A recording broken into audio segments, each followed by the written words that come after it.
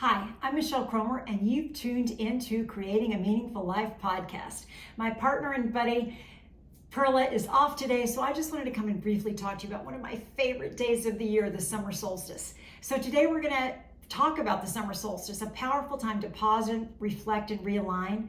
We'll explore ancient traditions, and I'll give you some modern rituals to consider and ask ourselves some soulful questions. Now, we know the word solstice comes from the Latin, and it means the sun stands still. This is a day of great illumination. This is a day where we're coming out of the darkness. We're grateful for what the shadows have taught us, but we're coming and standing in our power and in this light. And we know that the ancient ones, our ancestors, felt so strongly about this day that they actually built structures and temples and monuments to this day. For example, this time last year, two friends of mine and I had been invited into Stonehenge on the summer solstice by the head druid, who happens to be a dear friend of ours.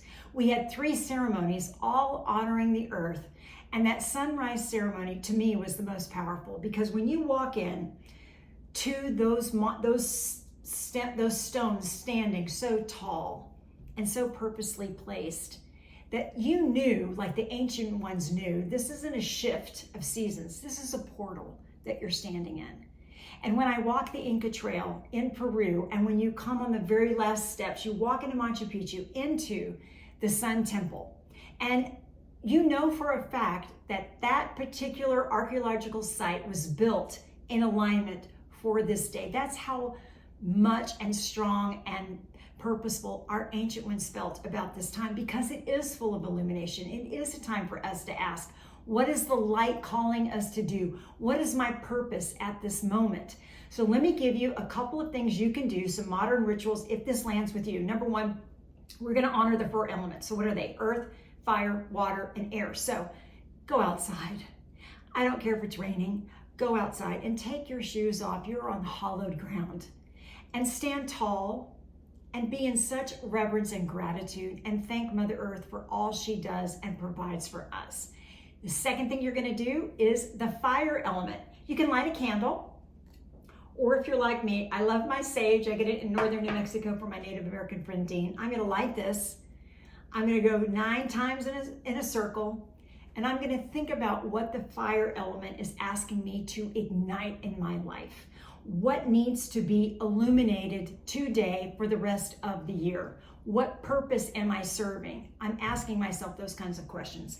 And then I'm going to honor the air. Now, I take prayer flags, because they're going to go into the wind, and these are from Bhutan, and I sit underneath them when I hang them, and I pray in such gratitude.